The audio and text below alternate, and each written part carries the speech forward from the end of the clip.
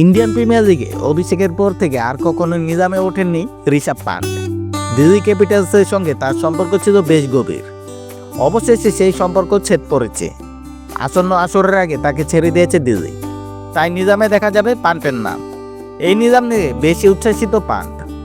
2016 সালে অনূর্ধ্ব-19 বিশ্বকাপে দুর্দান্ত পারফর্ম করে সবার নজরে আসেন পান্ট।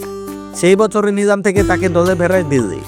এরপর গত আসর পর্যন্ত এই দলের সঙ্গেই ছিলেন তিনি। তবে আসন্ন মেকানিজমের আগে তাকে ছেড়ে দেয় ফ্রাঞ্চাইজিটি। তাই তো গত 12 অক্টোবরই 101 পোস্টের মাধ্যমে জানতে চান নিজামে তার দাম কত হতে পারে। সেখানে তিনি লিখেছেন এভাবে: নিজামে যদি আমার নাম ওঠে, আমি কি বিক্রি হব, ওদের কত মূল্যে? পান্টের পারফরম্যান্স ও ফর্ম বিবেচনায় বলাই যায় নিশ্চিতভাবেই দল পাবেন তিনি। এমনকি সবচেয়ে বেশি দামে বিক্রি হওয়া ক্রিকেটারদের তালিকায়ও উপরের দিকে থাকবেন এই উইকেটকিপার ব্যাটার। সাবেক ক্রিকেটার রবিন উতাপা ভবিষ্যদ্বাণী করেছেন আইপিএল নিলামের রেকর্ড দাম হাঁকাতে যাচ্ছে পান্ট।